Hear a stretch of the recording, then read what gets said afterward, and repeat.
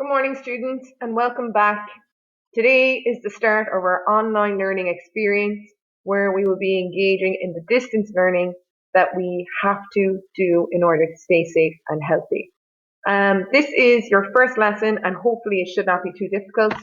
There's a couple of instructions here on your first slide and it just tells you that you're going to need your interactive notebook. We're going to be defining literary techniques and we're going to be preparing for a quiz which you will have at the end of the week. This quiz is going to be graded, so make sure you are prepared and make sure you finish it. So just like every other lesson we do every single day, you have an essential question and a learning objective. Your essential question is, how do literary techniques enhance a text? So how do they make it better? How do they make it more enjoyable? Our learning objective then is to revise and define literary techniques. So in your next couple of slides, you will see that I have made some very, very clear instructions. In your notes/activity section, I need you to write this down.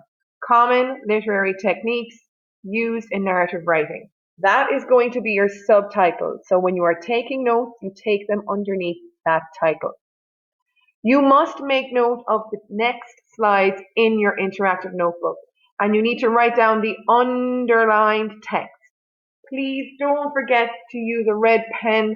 Do not let your interactive notebooks get unneat and or disorganized because we will be grading those when we get back to school.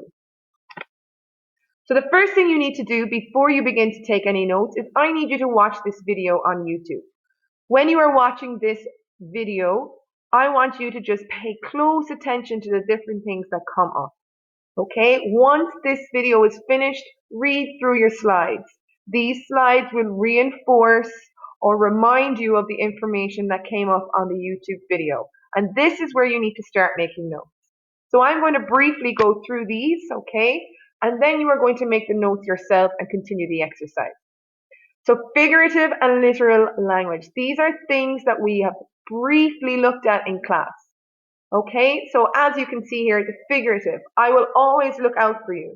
Okay, that is your literal language. I will always look out for you. Whereas your figurative then is I've got your back. Now, if you were to use I've got your back in literal language, this is what it would look like. Okay, but we all know that when someone says I've got your back, basically what you are saying is I will always look out for you, protect you, and make sure that you are okay. So that is what it literally means.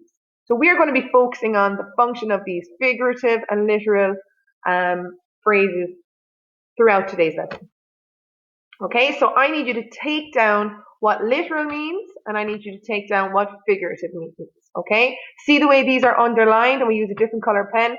Please try and follow that structure as you are going through your notes. Okay, so the rest of the slides are the same. Okay, you've got your simile, metaphor, personification, hyperbole, understatement, onomatopoeia, idiom, pun, proverb, oxymoron, etc. Okay, so once you have gone through all of those, you are then going to be moving on to task 2. Make sure you have taken notes because otherwise task 2 is going to be very, very difficult for you. Task 2 is very straightforward.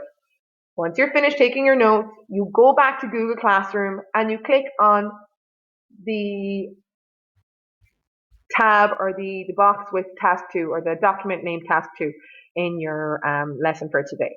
You click into it, you answer the questions, khalas, you're finished, okay? And that is your lesson for today. The last thing you need to do then is you need to look at the question that has been placed into the under the tab for the 22nd of March in terms of reflecting on what you learned today, okay? Similar to your exit ticket, your self-evaluation. So you're going to be looking at, did you answer the essential question?